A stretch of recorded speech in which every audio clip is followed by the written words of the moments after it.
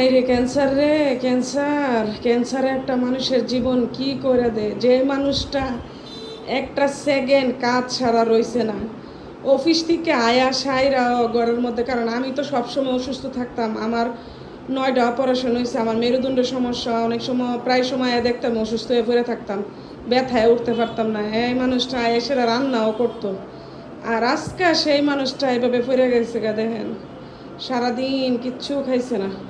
মানে কি কমু, এমন কঠিন একটা রোগ আল্লাহ দিছে, এই রোগের কোনো সমাধান নাই। আল্লাহ যদি, আল্লাহ ছাড়া কেউ নাই, আল্লাহ ছাড়া কেউ নাই। সবাই দোয়া করবেন। আপনারা, আপনাদের কার দোয়া কখন কাজে লাগে কেউ বলতে পারে না। সবাই দোয়া করুন। কি যে স্যুপটা খাইতেছে,